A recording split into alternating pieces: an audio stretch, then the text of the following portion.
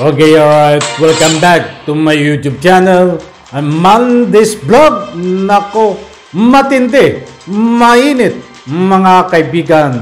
Itong ating tatalakayin. Magulang, kapatid ni Catherine Camilon sumugod diyan po kay Senador Tolpo. Pinatulpo na ang kaso sa pagkawala ng kanyang anak na si Catherine Camilon. Nako po, bagong latest update dito ho sa pagkawala ni Catherine Camilon at siyempre dito kay Police Major at asawa ni Police Major Dawit Damay. Iimbestigahan na dito ho tungkol sa pagkawala ni Catherine Camilon. Yan ho at marami pang iba ang ating tatalakayin. Laman ng video na yan. At kung bago pa lang po kayo sa aking maliit pa na YouTube channel, inaanyayahan ko po kayo. Please subscribe. Sabay-sabay po natin i-like ang video na ito kung nagustuhan nyo po. Ako'y muling nakikiusap mga kaibigan. Kung pwede lang ho, patapusin po nating panuorin ang kabuuan ng vlog na ito. At nang sa ganon, lubos po nating maunawaan. Eto na, samahan nyo po ako mga kaibigan. Tuklasin, alamin, latest update tungkol dito sa pagkawala ni Catherine Camilon. Panoorin po natin. Apo, Colonel, ano na pong pinaka-latest dito po sa kaso ni Miss Catherine Camilon, yung beauty queen na nawawala? Nilabas na po ng forensic group yung resulta po ng ginawa po nila DNA filing. Doon po sa mga hairs na na-recover po, doon po sa Red Horse PRB at lumalabas po sa kanilang DNA profiling na yung hairs po nag-match po sa DNA profile po ng magulang po ni Miss Catherine Camilon po. Ayun, okay. Pati yung blood? Yung hair strands pa lang po. So, ibig sabihin, napakalaking probability na yun po ay kay Catherine Camilon. So, when you said restrictive custody, siya po ay nakapaggalagala dyan sa headquarters? Nandun po siya sa kampo, Sir Rafi, ng regional headquarters po ng Popoke. Nandun po sa isang lugar po doon, sir. Okay. Sa loob ng kampo siya, pero he's allowed na gumalagala? Hindi po, sir. Restricted po ang movement niya. Nandun lamang po sa kampo po doon. Dinidinip po itong kaso at gumugot na yung kasong administratibo laban sa kanya. Oo nga po, ma'am. Restricted siya sa isang lugar dyan. So, ibig sabihin, pwede ho siyang tumakas kung gustuhin niya. Meron pong nakabantay po sa kanya, Sir Rafi, ng mga pulis natin po. Is it possible kung siya ay ilagay sa loob ng selda? Is that possible? Is that okay?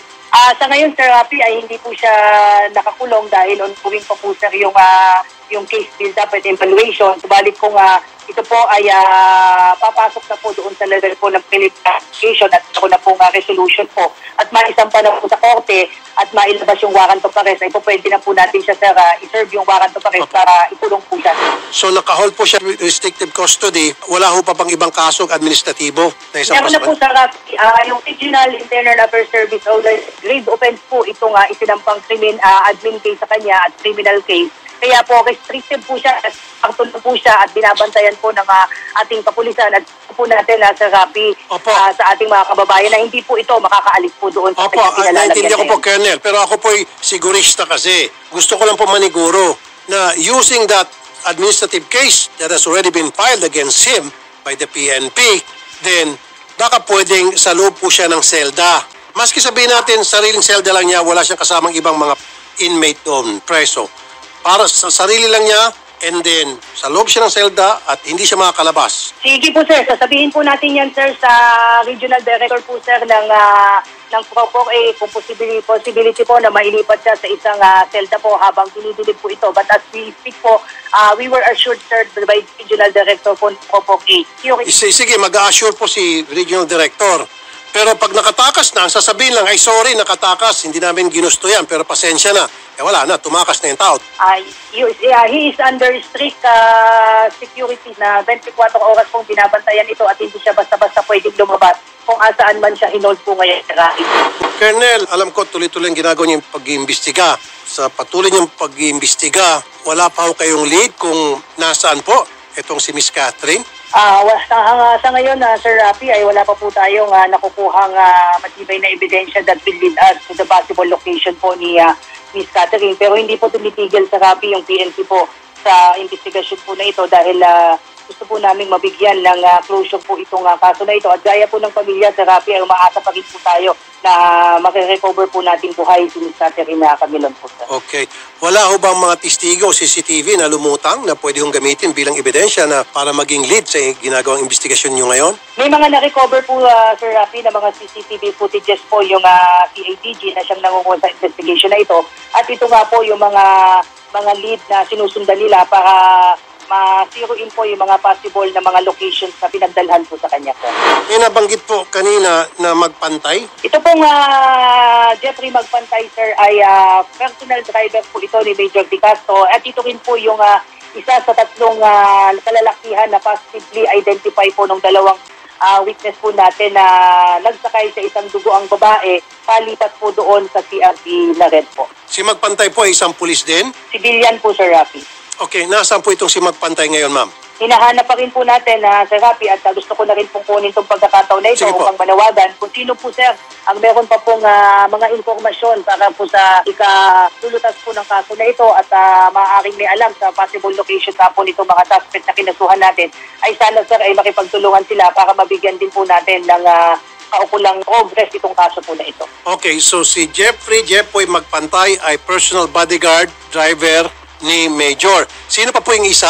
At po yung nakita ng mga witness natin, isa nga po doon, sir, si Mr. Magpantay. Yung dalawa po, sir, ay unidentified po. Isa lang po yung na-identify po nung witness natin doon sa tatlong nakita nila. Ito po si Magpantay, sir. Si Magpantay po ay nagtatago na.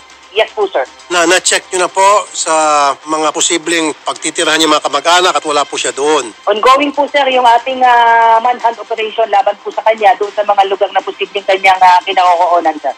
Okay, ano naman pong reaksyon ng mga kamag-anakan ni Major tungkol sa kasong ito, Colonel? Well, hindi po sila personal nakakausap, sir. Subalit itong kaso po na ito ay laban po kay Major De Castro na alam po natin na siyang pamilyadong tao, but yung pamilya po niya ay nakiusap na wag na po silang idamay dito sa kaso na ito at hayaan po yung kanilang kaanak na sagutin po yung reklamong isinampas sa kanila. Opo, Colonel Pajardo. Hello po, sir.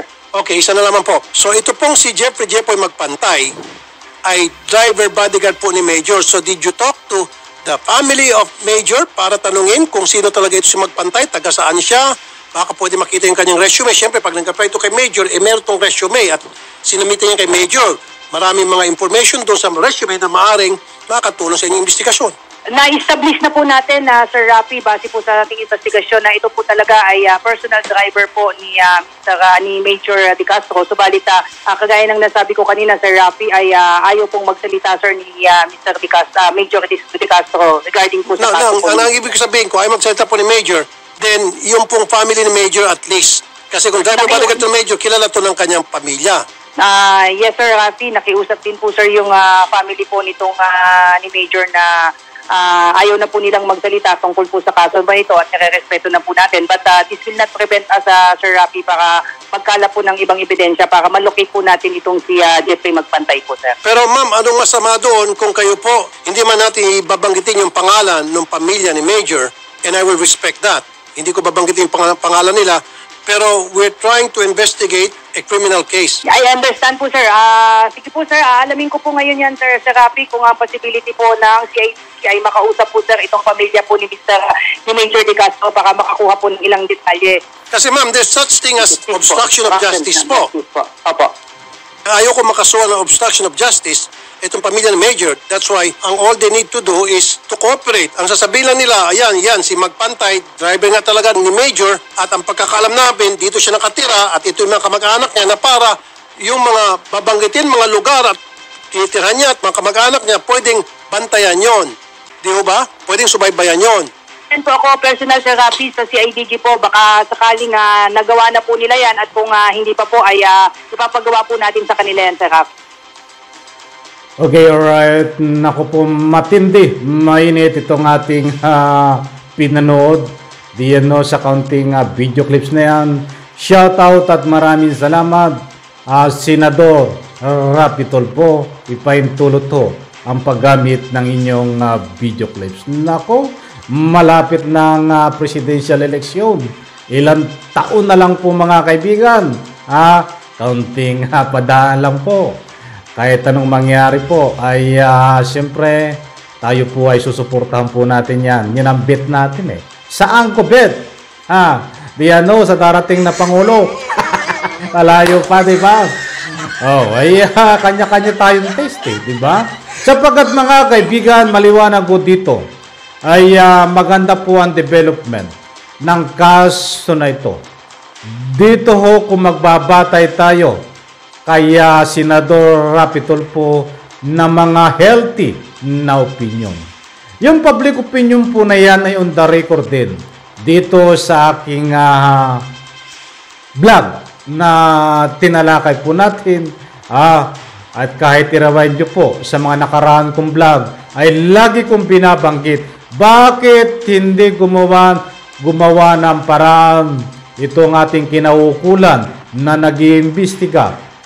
Na-imbestigahan din ito pong asawa nang sa ganun po makakalap pa ng anuman matibay na ebidensya, impormasyon tungkol dito sa nga po ay pagkawala nitong si Catherine Camilon at higit pa dito sa bodyguard driver na sangkot di umano sa paglipat na na-identify ng katawan na duguan ni Catherine Camilon. That's why natalakay, nasabihan po natin dahil yan din po ang public opinion ni Senador Rapi Tulfo.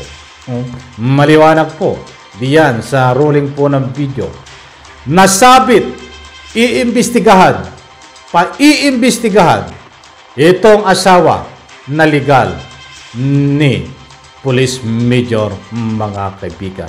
Iimbestigahan po ito, palaala lang po. Hindi po tungkol dito nakaugnayan sa pagkawala ni Catherine Camilon. Iimbestigahan po siya para makakuha ng anumang impormasyon tungkol dito sa pagkatao nitong tinatawag na bodyguard driver na nagtatago ngayon na kinasuhan. Malaki ho ang papel dito nitong bodyguard ni Police Major, mga kaibigan, dahil identify naman siya, di ba? Sa pamagitan ng forensic, ng DNA test, ay siya pinapatunayan na si Catherine Camilon yung kanya pong nilipat na katawan. Diyan ho natuguan sa ibang sakyan. Ang tanong ngayon, mga kaibigan, ay nasaan itong si Catherine Camilon? Kaya't importante pong mahalaga na mahuli itong driver bodyguard ni Police Major. Okay, alright. Yan po sa puntong yan ay bigyan din natin ng highlight itong opinion ni Senador Rapi Tulfo na kailangan ilipat sa kulungan itong si Police Major. Dahil doon sa sinasabi na restricted. Tama nga po, restricted. Hindi po natin alam kung ano ang nasa isip nito. Itong si Police Major. Pag sinabing restricted ka, ay pwede ka palang pagala-gala. Diyan sa kanyang nga po kinalalagyan ngayon ni Police Major. Delikado ho yan. Yung mga ganyang restricted. Hindi natin alam kung ano ba ang sitwasyon nyo dyan. Pagala-gala, kahit anong pwedeng gawin niya. Ay tayo po, katulad ng sinasabi ni Senador Rapi Tulfo, na kailangan magsigurado. Dahil hindi nga natin alam kung anong nasa isip niya. Baka mamaya kung anong gawin ito. Ito ay isang public opinion. Pwede siya makatakas, mga kaibigan. Pwede siyang gumawa ng anumang hindi ka nais-nais pa nagkaroon po siya na nga po alam mo yung ganyan may mga kaso ay magulo ang isip. Ay mga tao dyan may mga baril pwedeng mang-agaw ng baril yan. Yan po ay isang public opinion.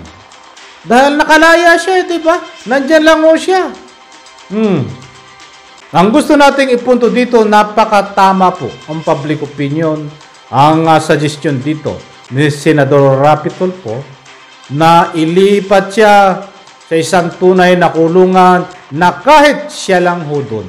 Ito si Police Major at nasa ganun po ay sigurado na ito hindi makakatakas at hindi makagawa ng anumang gawain, mga kaibigan. Ay deserve naman niya eh.